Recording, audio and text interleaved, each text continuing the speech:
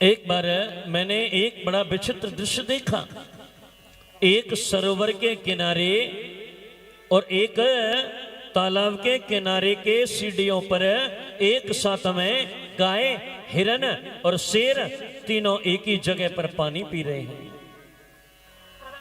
और नारद जी कहने लगे, वेदव्यास जी, उस गांव में कुछ संत आगे चातुर्मास करने के लिए,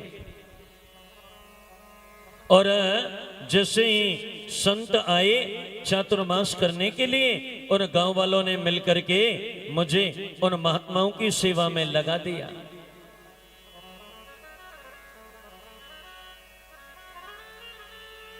संतों के प्रवचन सुनने को मुझे मिले, संतों की झूठन खाने के लिए मुझे मिला। मेरे हृदय के पाप धुलते गए, धुलते गए, धुलते गए। और जब जैसे ही संत वहां से जाने लगे, चातुर्मास पूरा करके जैसे ही चलने लगे, मैंने कहा, बाबा मुझे छोड़ करके मत जाइए, मुझे भी आप अपने साथ में ही ले चलो, मैं भी आपके साथ में ही चलना चाहता हूं।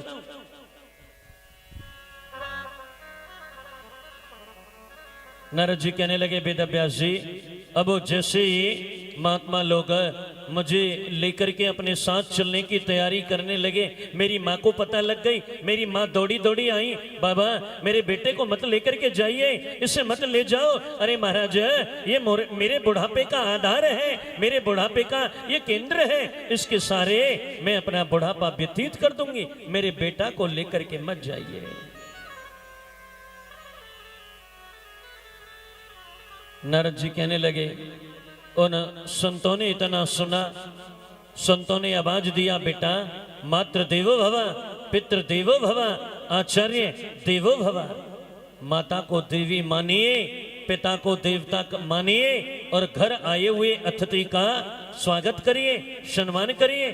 संत कहने लगे, बेटा रामदास, जब तक तेरी माँ जीवित है तब तक आप घर पर रह करके इनकी सेवा करिए, और जैसे तुम्हारी मैया पधार जाए घर छोड़ करके आ जाना, आपको भगवान मिल जाएगा।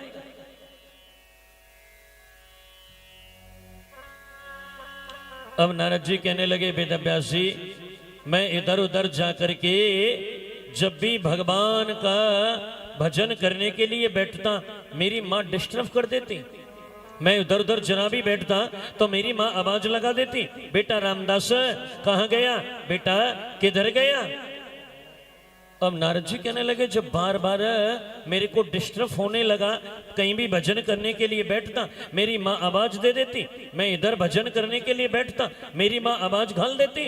अब मैंने सोचा, नारद जी कह रहे हैं कि वेदव्यास जी, मेरे मन में आया कि हे भगवान, इससे तो अच्छा यही होगा कि मेरी मैया ही पधार जाए।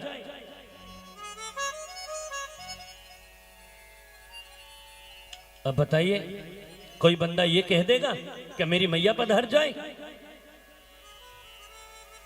नारद जी कहते हैं कि मैं तो महाराज ऐसे ही मजाक में ही कहता था, लेकिन एक दिन ये हकीकत हो गया। मेरी माँ गाय का दूध निकालने के लिए गई, एकदा निर्गताम गेहाद देहंती निस्गाम पथी, और जैसे ही वो गाय का दूध निकालने के लिए गई, घास में बैठे काले सांप ने इन्हें डस लिया और इनकी मृत्यु हो गई।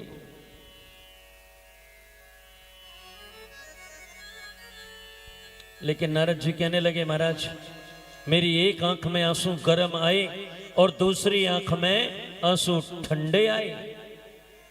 मतलब क्या है? सजनों, जब व्यक्ति दुखी होकर के रोएगा तो उसकी आंखों में आंसू हमेशा गर्म मिलेंगे, और जब व्यक्ति सुखी होकर के रोएगा, खुशी में रोएगा, तो उसकी आंखों में आंसू हमेशा ठंडे मिलेंगे। नारद जी कहने लगे, मुझे दुख तो ये हुआ कि हे भगवान, मेरे को जन्म देने वाली मेरी माँ दुनिया से छोड़ करके चली गई, इसलिए मेरे गर्म आंसू आए, और ठंडे आंसू इसलिए आए कि मैंने सोच लिया कि हे भगवान, अब मेरे को कोई भी भजन करने से रोक नहीं सकता है।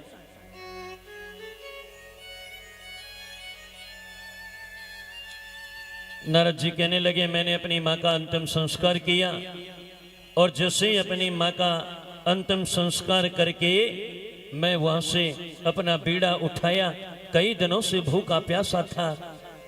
मैं एक सरोवर के किनारे गया और जाकर के मैंने पहले तो ठंडा ठंडा जल पिया, सरोवर में स्नान किया, और जैसे ही मैं भगवान का भजन करने के लिए बैठा बीड़ा लेकर के, आकाशवाणी हुई, बेटा रामदास अभी तेरा एक जन्म का पुण्य बाकी और है,